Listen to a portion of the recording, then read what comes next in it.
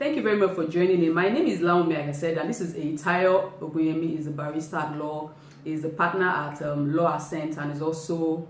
Please let's Eitayo just introduce himself so that I won't just blab away. Good afternoon, everybody. I'm a legal practitioner, and I do a lot of business advisory. Okay. So I train in business schools, and I do business consulting. And presently I'm undergoing my PhD program. Okay, so also in law. So meaning that we're going to have a very, very good time today, because there's a lot of knowledge waiting to be shared. LLB, PhD, HMM, FSTC. Well, other than that, the key practical things are what we live for. So I believe that it will be very beneficial. Exactly. So today we want to talk about how to structure your business, how to put the proper legal structures in your business that will help you succeed. There's a blog that Eitayo had written. When did you write the blog? 2014 or something? Actually, we have written so many blogs.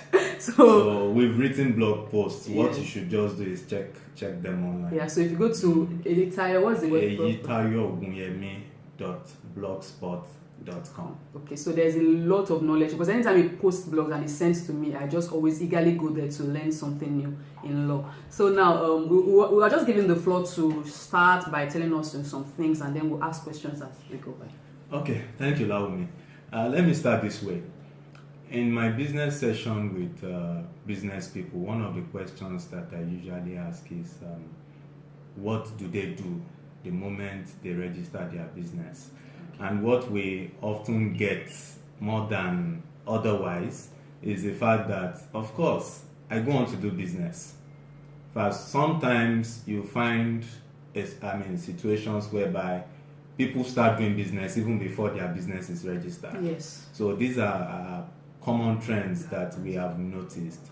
But we also found that it's always important to pay attention to certain details that look very less significant. Okay. And I believe that those details are the things that we are going to be talking about today. Yes. Because I share them usually with the students.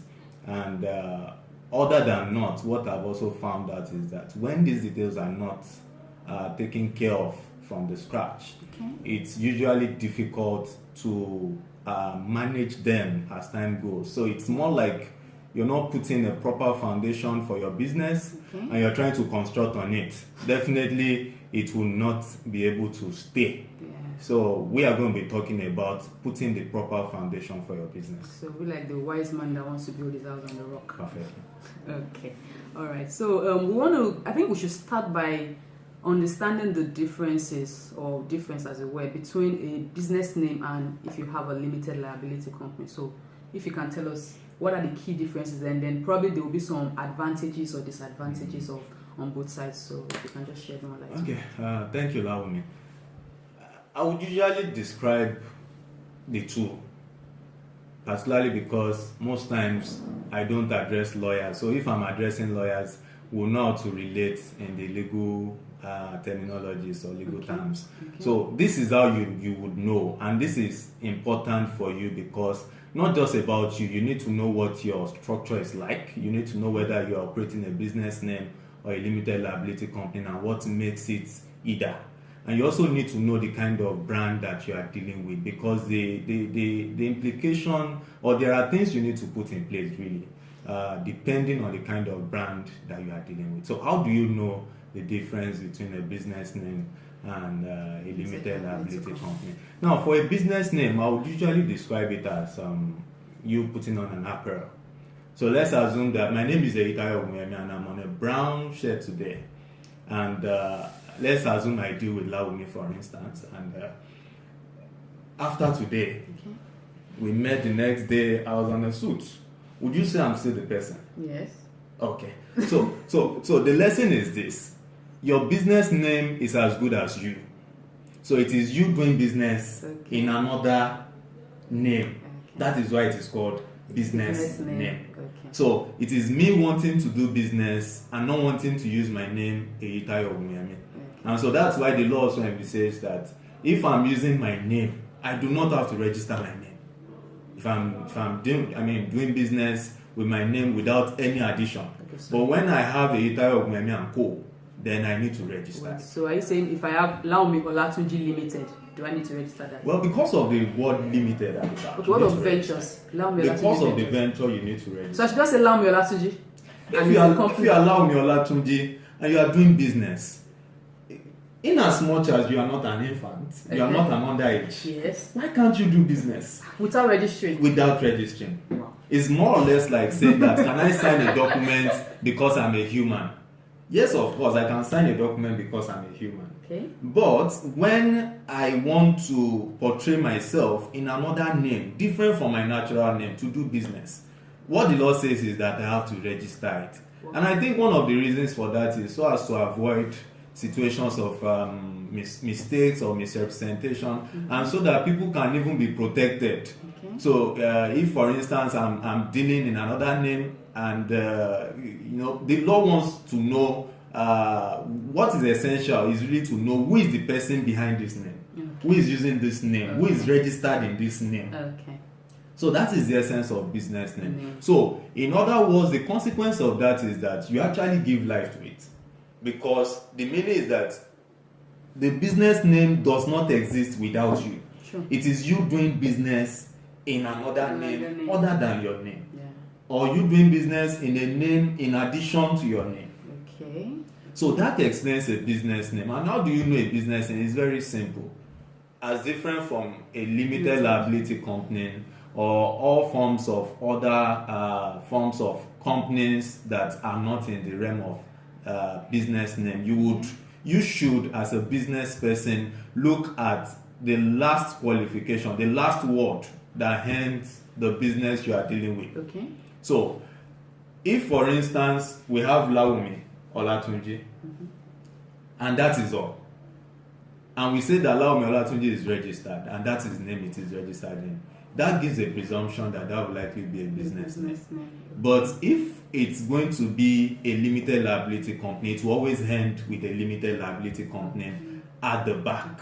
So depending, if it is a public company, you will see PLC at the back. If it is a limited by guarantee company, you see GT and all of that. So you would always see the qualification. And why is that important? It is important because in the long run, the person you are dealing with, you need to know, is this person operating as a business name owner or operating as a company? Because a business name does not have a life other than the life that the business owner has. Whereas when you talk about a limited liability company, it is considered in law to be a person. So even though you cannot, it cannot speak for itself, it speaks through the directors.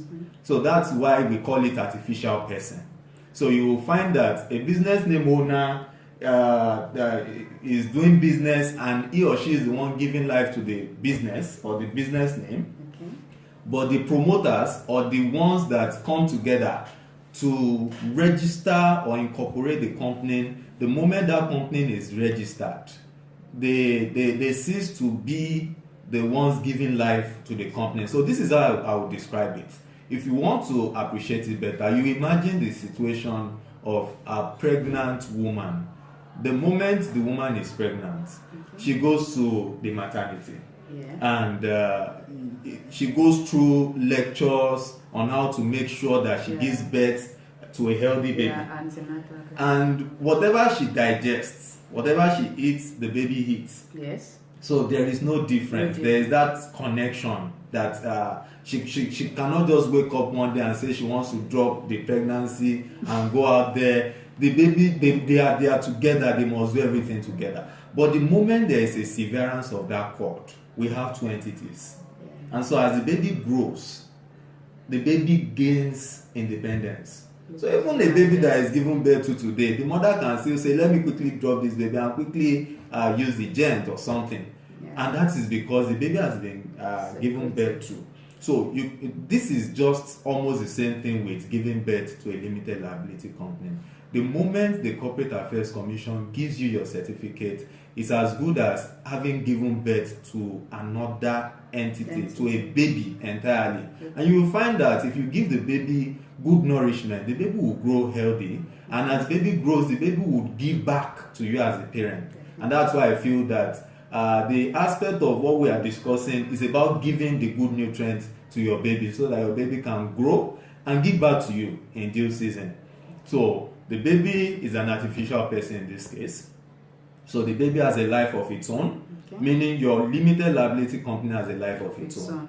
As different from your business name, which is directly attached to the owner. So if you ask me, why should I really care about who I'm dealing with? You need to care about the difference, because let's assume you want to enter a contractual relationship. The key question is, who do I enter the relationship with? If I enter it with a business name owner, does the business name have a life without the owners or without the partners? If it doesn't have a life, I usually would suggest that make sure you enter the business transaction with, in the name of the owners, trading in the name and style the registered name. I hope you get that. No, this is what I'm saying. So we have, let's assume we have Law Accent as a name, and you're trading with us, and you want to have an agreement with us.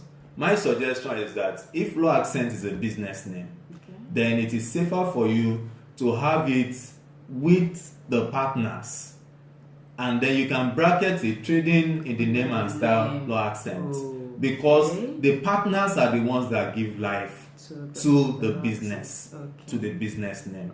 But if we have Law Accent Limited Liability Company, you know that the fact that it's a limited liability company, there's no dispute about it. It has a life of its own. It is an artificial person. So you could have an agreement with Law Accent Limited Liability Company. So I hope you appreciate that's awesome advice. I mean, because you would have thought about that on your own, you know. That's awesome advice. Thank you very much. I mean, that's been very good. Now, I just want to ask one question concerning when you said I could register Laomi Olatunji. I'm just thinking it's not something that is very practical. I mean, would I just say Laomi Olatunji without putting limited or ventures or anything? So do you think it's something people can actually do? Well, that's why I said that the moment you are no longer an infant, the moment you are not an underage, you can do business without having to register, because you yourself, I mean, your person already is qualified to do business in as much as you're doing it in your natural name. But we will look at it again. This is where it could be absorbed. If you say you are trading as Olaomi Olatunji, for instance, and then you go to the bank and you say you want to open a corporate account, and they ask you that, okay, where's your certificate? You tell them that, okay, I'm doing business as Olaomi Olatunji. The best they will tell you is that, well, you can only open a corporate, a current account, but you cannot open a corporate account without certification. So this is where it is usually important. One way or the other, you would have to get to register your business. But the law says that if you are doing business and you're doing it in your natural name, you don't have any addition other than your surname, your first name, and all that, or the abbreviation, the law allows you to do your business without anything.